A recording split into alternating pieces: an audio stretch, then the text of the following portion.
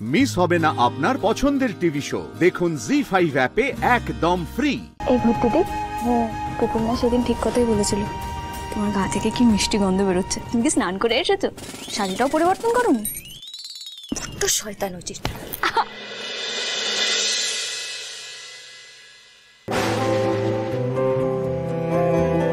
বলছিলাম যে সব গুরুজনদের পায়ে আবির দিয়ে প্রণাম করা হয়ে গেছে, আপনি বাকি আছেন, আপনাকে একটু আবির দিই। শরবতে কি মিশিয়েছো বলো? দেখেছো সবকিছু ভুলে গেছে, কিন্তু এই কথাটা বলেনি। নে, খুব সাহস বেড়েছিল না তোর? এবার উত্তরটা দিয়ে দেখি তুই। কি আবার বিড় করছো? হ্যাঁ মেয়ে, আবির দেবে বললে দেবে না। দাও। আলো কি করতো জানো? আবির দেবে বলে রং মিশিয়ে পুরো মাথায় গায়ে দিয়ে দিত। আমি তো আপনার মাথায় মুখে ওইভাবে রং ভরিয়ে দিতে পারবো না।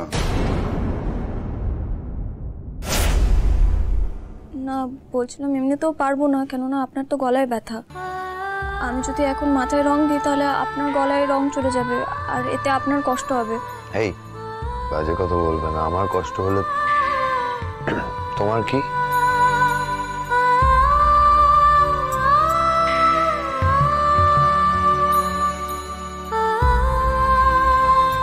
তোমার কি বলো? কি হলো? আমার আবার কি? সবার কষ্ট হলে আমারও কষ্ট হয়।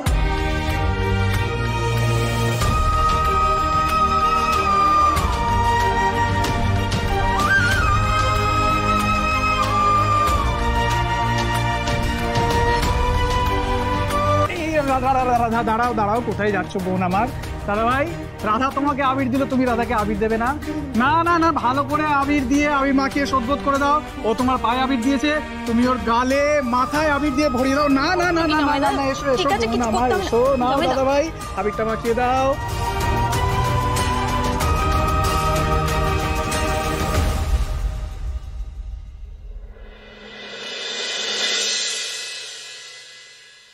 কি হলো দাদা ভাই? দাও।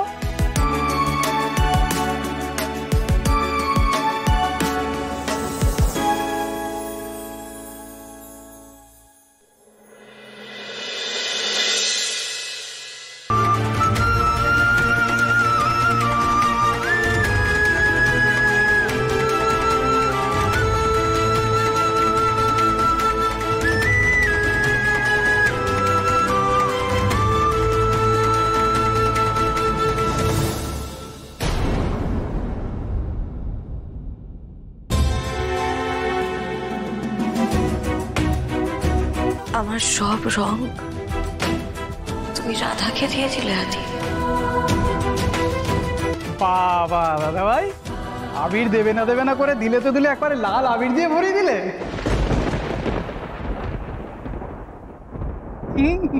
সে ভালো করেছো, লাল আবিরে আমার বোনটাকে একদম নতুন বউ মনে হচ্ছে।